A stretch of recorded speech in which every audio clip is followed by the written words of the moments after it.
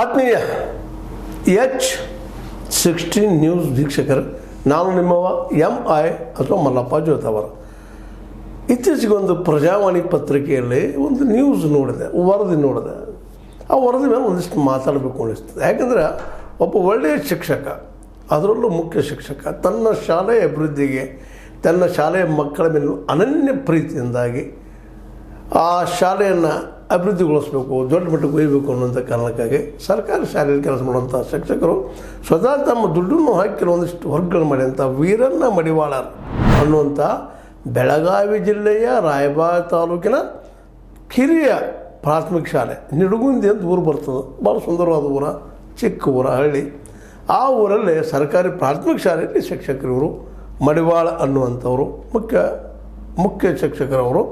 ಅವರು ಒಂದಿಷ್ಟು ಮೊದಲು 70 ಮಕ್ಕಳು ಈಗ ಹೆಚ್ಚಾಗಿದ್ದಾರೆ, ಡಬಲ್ ಆಗಿದ್ದಾರೆ, 100, 150, 100 ಆಗಿದ್ದಾರೆ. ಆ ಮಕ್ಕಳಿಗೆ ಕೊಠಡಿಗಳು ಸಾಲ್ತಾ ಇಲ್ಲ ಅಂಥೇಳಿ ಕೊಠಡಿಗಳನ್ನು ನೀವು ಮಾಡಿಸಿಕೊಡ್ರಿ ಅಂತೇಳಿ ಒಂದು ಹೋರಾಟ, ಒಂದು ಮನವಿಯನ್ನು ಇಲ್ಲಿಯ ಅಧಿಕಾರಿಗಳಿಗೆ ಮಾಡಿದ್ದಕ್ಕಾಗಿ ಆ ಮೇಲಾಧಿಕಾರಿ ಆದಂತಹ ಏನಪ್ಪ ಅಂತಂದ್ರೆ